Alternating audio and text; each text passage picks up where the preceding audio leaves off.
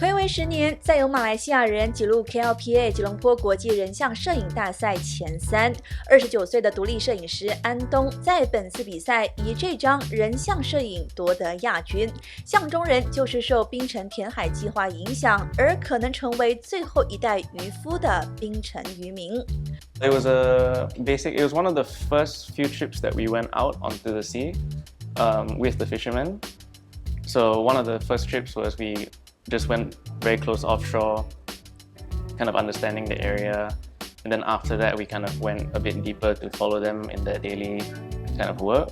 So we left quite early in the morning, before the sun is fully up. So they had set their nets and they were basically waiting to kind of pick them up at the end of the day.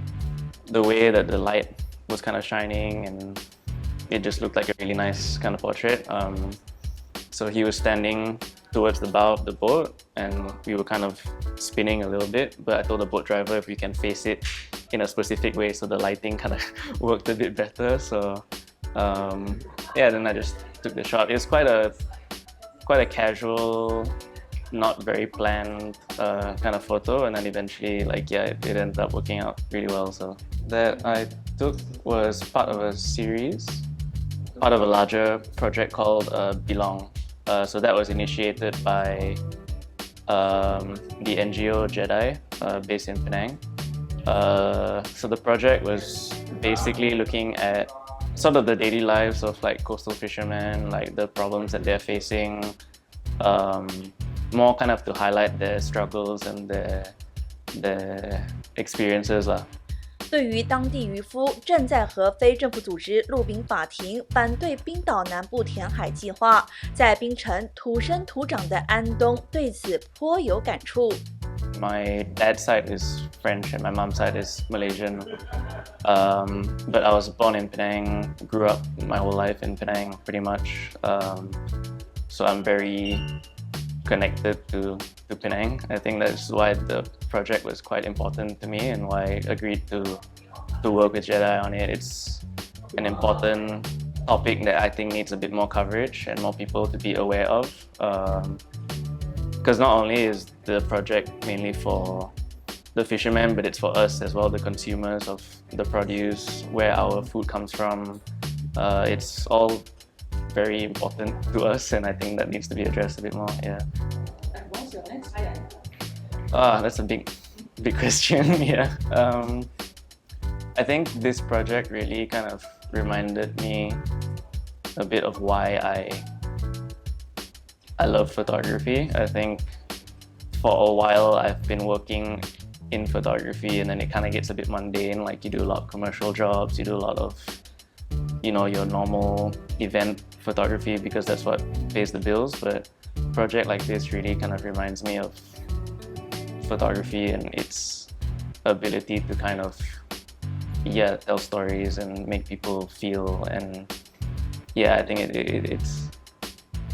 it's reminded me of that, so I want to do more of that basically going forward, more documentary work again, more long-term projects again. So no fixed plans, but that's the general kind of direction, I think. KLPA 吉隆坡国际人像摄影大赛由马来西亚摄影师李文龙在2009年创办，每年都会吸引全球各地的摄影家参与。今年获奖以及入围的作品会在八达岭在野的 Thermo House 公开展出至7月28号，其中不少的作品都在试图探索当代社会议题，这也让创办人李文龙倍感欣慰。What I hope is for more Malaysians to take part.